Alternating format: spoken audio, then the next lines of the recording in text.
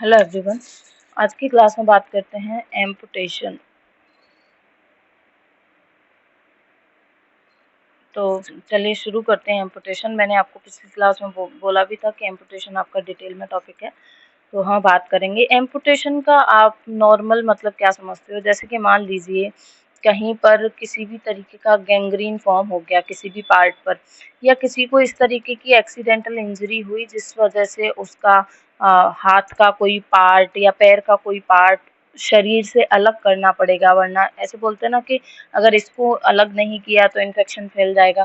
तो उस वो जो अलग करने का प्रोसेस है, जैसे मान लीजिए जो लोअर लिम्ब है, लोअर लिम्ब में जो लोअर लेग है, अगर उसको नी से काट के अलग कर दिया जाए तो वो जो काटने का जो प्रोसेस है उसको हम क्या कहते हैं? एम्पुटेशन कहते हैं। या एल्बो जॉइंट से हाथ को काट दिया जाए, किसी भी इंजरी या इन्फेक्शन बहुत ज़्यादा स्प्रेड हो रहा है उस पार्ट से, या उस पार्ट का गैंग्रीन हो गया है, तो हम एम्पुटेशन कराते हैं। तो एम्पुटेशन है क्या? डेफिनेशन क्या है इसकी? इट इज़ अ प्रोसीजर जिसमें पार्ट ऑफ लिम्ब को एक या एक से अधिक बोन के साथ बॉडी से रिमूव कर दिया जाता है।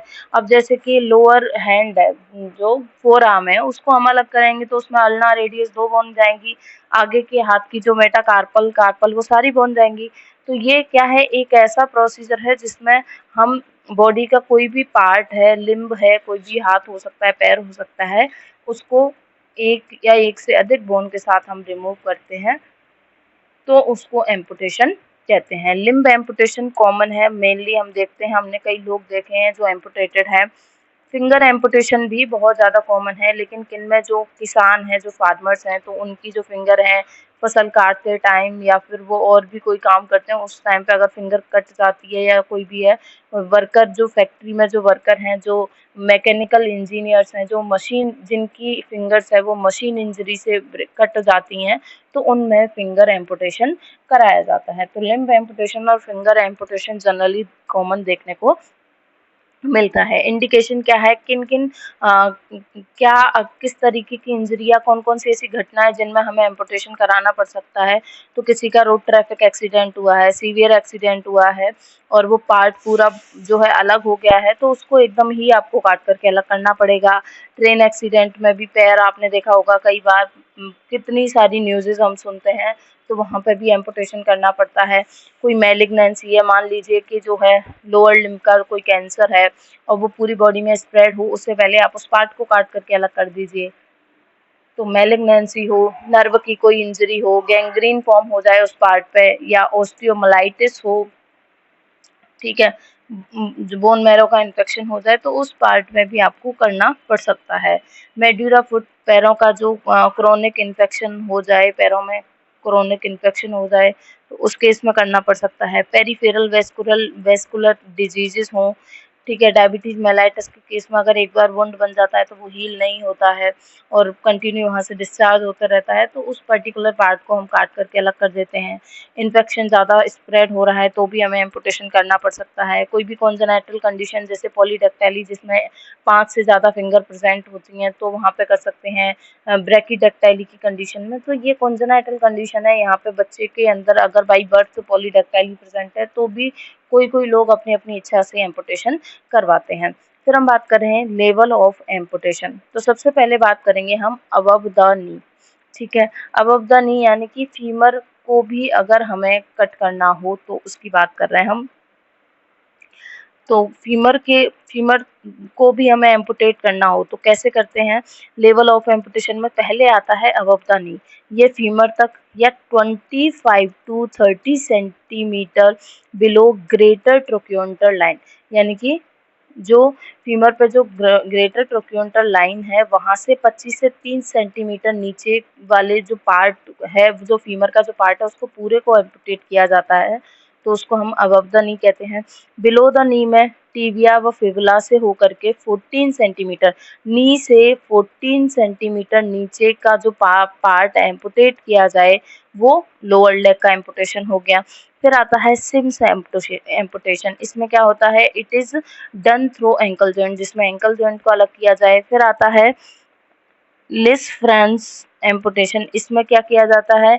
इंटरटार्सल जॉइंट को, जो इंटरटार्सल जो फुट, जैसे ये फुट है तो यहाँ पे जो टार्सल्स होंगी यहाँ से इसको अलग किया जाए तो उसको हम कहते हैं लिस फ्रांस, ठीक है। फिर आता है अपर लिम्ब का, ये तो लोअर लिम्ब के थे, above the knee, below the knee, सिम्स और लिस फ्रांस, जिसमें हमने देख लिया फीमर को कट करना होता है तो ग्रेटर टोक्यूंटर लाइन से 25 से 30 सेंटीमीटर नीचे जाकर के आप कट कर सकते हो, नी से नीचे 14 सेंटीमीटर बिलो आप कट कर सकते हो, ठीक है। फिर आता है upper limb above elbows and, यानी कि ह्यूमरस वाला पार्ट भी हटाना है आपको, तो एक्रोमियन प्रोसेस से 20 सेंटीमीटर नीचे जाकर के आप ह्यूमरस को भी कट कर सकते हो, एम्पुटेट कर सकते हो। बिलो एल्बो, एल्बो से नीचे यानी कि फोर आर्म का करना हो तो एक्रोमियन प्रोसेस से आपको जो है 17 सॉरी ओलेक्रोनन प्रोसेस, जो अल्ना का ओलेक्रोनन प्रोसेस है उससे 17 सेंटीमीटर नीचे जाकर के एल्बो से नीचे वाले हिस्से को यानी कि फोर आर्म को, रेडियस अल्ना को आप एम्पुटेट कर सकते हो। तो ये लेवल्स हैं कि आपको अगर एम्पुटेशन करना है फोर आर्म का, लोअर लिम्ब का, तो आप किस तरीके से करोगे, कौन से लेवल से उसको कट करोगे। अब बात करते हैं इसके प्रोसीजर की। हमें क्या करना है कि जिस भी पार्ट को हमें एम्पुटेट करना है उस पर हमें एक डायमंड शेप इस तरीके का जो है इंसिजन लगाना है। फिर हमें क्या करना है, अब हम ऊपर से इंसिजन लगाना शुरू करेंगे तो पहले स्किन आएगी, सबक्यूटेनियस टिश्यूज आएंगे, मसल्स आएंगी, फैट आएगा, फिर जाके बोन आएगी। तो हमें बोन के लेवल तक मसल को कट करना है, यानी कि हमें बाहर से बोन दिखाई देने लग जाए। जो भी वहाँ की सप्लाई हो, नर्व सप्लाई, वेसल सप्लाई, उसको हमें सबको आइसोलेट करना है और उनको लाइगेट कर देना है। तो वेसल को आइसोलेट करके हमें लाइगेट कर देना है, नर्व को पूरा खींच करके बाहर निकाल लेना है, जो भी वहाँ की नर्व सप्लाई है वहाँ उसको पूरा खींच करके आप बाहर निकाल दीजिए। फिर क्या करना है, हमें बोन शो लेना है। बोन शो क्या है, एक सर्जिकल इंस्ट्रूमेंट होता है। बोन शो की हेल्प से हमें बोन को सराउंडिंग स्ट्रक्चर से सेपरेट करना है, यानी कि जितने भी वहाँ की मसल्स हैं, लिगामेंट्स हैं, सबसे आप बोन को सेपरेट कर लीजिए। सेपरेट करके आपको बोन को क्या कर देना है, कट कर देना है, ठीक है। तो फिर क्या करना है, उसके बाद बोनी निबल से बोन के एंड को स्मूथ बनाना है। अब जैसे आप कट करोगे तो मान लीजिए देखो ये पूरी बोन थी, है ना, आपने यहाँ से इसको कट किया तो इसका जो ये वाला एंड होगा वो एकदम रफ हो जाएगा। अगर रफ एंड ही आपने बॉडी में छोड़ दिया तो वो किसी और चीज से फ्रिक्शन लग के दूसरे ऑर्गन को नुकसान पहुंचा सकता है। इसीलिए फिर आपको बोनी निबल लेना है और उससे जो बोन एंड आपने काट करके बॉडी में छोड़ा है, जैसे कि इतना पार्ट रह गया है, तो इसका जो एंड है जो बॉडी से लगा हुआ है, जो कि रफ था पहले, उसको आपको क्या करना है, स्मूथ बनाना है। तो बोनी निबल से बोन के एंड को स्मूथ बनाना है। फिर वहाँ पे बोन वैक्स अप्लाई करना है, जिससे बोन का जो खुला हुआ ओपन वाला पार्ट है वो एकदम क्या हो जाए, स्मूथ हो जाए और वहाँ से जो भी बोन मैरो या जो भी गिर रहा हो वो सब गिरना बंद हो जाए। कट एजेस पे आपको बोन वैक्स अप्लाई करना है, या बोन मैरो को कट एज से बाहर आने से रोकेगा। तो बोन वैक्स लगाओगे आप तो जो भी बोन के अंदर वो बोन मैरो वगैरह जो भी मटेरियल है वो बाहर आना बंद हो जाएगा। तो इस तरीके से जो आपने रफ एंड कट किया था उसको आपको स्मूथ बनाना है। फिर क्या करना है, वहाँ की जो बोन से जो मसल अटैच थी वो मसल, जैसे कि आपने इतनी बड़ी बोन है, जैसे इतनी बड़ी बोन है, ठीक है, यहाँ से आपने इतना कट किया, मान लीजिए ये ह्यूमरस है और ये शोल्डर जॉइंट है, ठीक है, तो यहाँ तक आपने ह्यूमरस को जो है बॉडी में रखा और ये वाला जो पूरा पार्ट है ये काट के अलग कर दिया। तो इसमें इतनी सारी मसल्स होंगी, वो मसल को आपने पहले ही अलग कर लिया था, बोन को सेपरेट किया था, केवल बोन को काटा था हमने, मसल को नहीं काटा। तो जो मसल यहाँ से लगी हुई हैं उन मसल के आपको फ्लैप लेने हैं, दोनों पार्ट, जैसे कि अपन रस्सी बांधते हैं ना, रस्सी बांधते हैं या कोई भी कपड़े में गांठ लगाते हैं, बिल्कुल उसी तरीके से उसकी लेयर बना के, तो आपको क्या करना है, मसल के दो फ्लैप लेके बोन पर एब्जॉर्बेबल सूचर मटेरियल, यानी कि जो भी मसल है उसको पूरे को मसल से बोन को कवर कर दीजिए और फिर कवर करने के बाद आपको उन मसल को बोन पर एब्जॉर्बेबल सूचर मटेरियल की हेल्प से जो है अटैच कर देना है, ठीक है। क्योंकि यहाँ तक की मसल तो अटैच होंगी ह्यूमरस से, लेकिन यहाँ से वाली तो अब सेपरेट होंगी क्योंकि इनका बोन वाला पार्ट जा चुका है। तो आपको ये वाले बोन फ्लैप ले करके और इस एरिया में आपको उस पे सूचर की हेल्प से अप्लाई कर देने हैं, ठीक है। Put the drain for 27 hours, और अब उसमें से थोड़ा बहुत जो है, अब बोन आपने कट की है तो वहाँ से कुछ वेसल भी कट हुई होंगी, तो वहाँ से क्या है, ड्रेनेज कंटिन्यू होता रहेगा, बोन मैरो भी निकलेगा। तो 72 आवर्स तक आपको जो है उसकी प्रॉपर क्लीनिंग करते रहना है, और फिर उसके बाद आप स्किन को सूचर करके वहाँ पे लगा सकते हो। तो इस तरीके से आप कोई भी पार्ट को एम्पुटेट करते हैं। फिर एम्पुटेशन के बाद आपको थोड़ा पोस्ट ऑपरेटिव प्रोसीजर भी करना पड़ेगा। क्या कि जिस भी बोन को आपने एम्पुटेट किया है वहाँ से जो भी ड्रेनेज आ रहा है उसको डेली ड्रेसिंग करनी है, आपको वुंड की केयर करनी है। जो पार्ट है जिसको आपने काटा था, जिसको हम स्टंप बोलेंगे, उसको एलिवेटेड रखना है, उठा के रखना है। जो डिस्टल एंड ऑफ लिम्ब को लेफ्ट आफ्टर एम्पुटेशन, जो एम्पुटेशन के बाद जो लिम्ब का डिस्टल ये पार्ट रह गया है उसको एलिवेटेड करके रखना है, जिससे वुंड हीलिंग जल्दी से जल्दी हो, रैपिडली हो। एंटीबायोटिक्स देनी है जिससे कोई इन्फेक्शन हो तो ठीक हो जाए और या फिर हो ना पाए।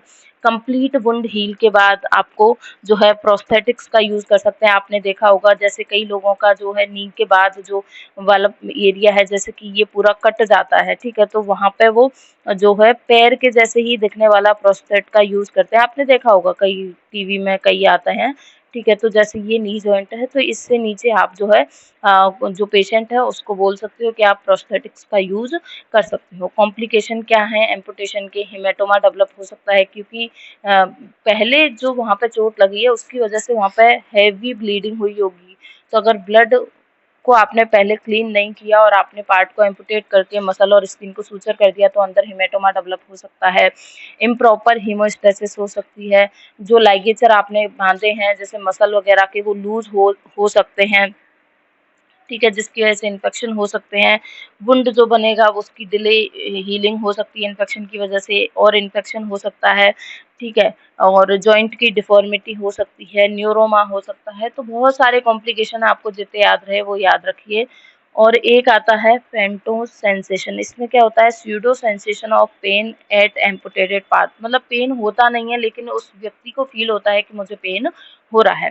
प्रोस्थेट प्रोस्थेसिस क्या होते हैं, it is a substitute replacement of a missing part, जैसे कि ये लोअर लेग गायब हुआ है तो उसके लिए उसके जैसा दिखने वाला जो हम नी जॉइंट से उसको प्लेस करके लगा देते हैं वो होते हैं प्रोस्थेसिस। आपने देखे होंगे कई सारे लोग हैं जिन्होंने प्रोस्थेटिक्स का यूज किया हुआ है। तो it is a substitute replacement of a missing part, decreased part, for example below knee joint prosthesis. इसमें क्या करते हैं, एक सॉकेट होता है जो कि स्टंप के अकॉर्डिंग होता है। स्टंप क्या, जो नी जॉइंट वाला, जो केवल नी जॉइंट वाला जो खुला पार्ट रह गया है उसके अकॉर्डिंग एक सॉकेट बना होता है प्रोस्थेटिस में, जिसको क्लोज कांटेक्ट करके हम इससे अटैच कर देते हैं। यह वुडन कोर की डिवाइस होती है जो कि surrounded by rubber foot solid ankle, क्योंकि अब अगर आप लोअर लिम्ब पे प्रोस्थेटिक लगा रहे हो तो उसको पूरी बॉडी का वेट कैरी करना है, इसीलिए वो सॉलिड एंकल के साथ रबर फूट वाले पार्ट से इसको बनाया जाता है। तो ये एम्पुटेशन वाला टॉपिक है आपका कंप्लीट होता है। सर्जरी में ये बहुत यूज़फुल प्रोसीजर है, काम में आता है, और एग्ज़ाम में भी आपसे जैसे बहुत बार पूछा तो नहीं गया है, लेकिन हाँ टॉपिक अच्छा है तो आपसे एग्ज़ाम में पूछा जा सकता है, तो ध्यान से पढ़िएगा इसको। Thank you.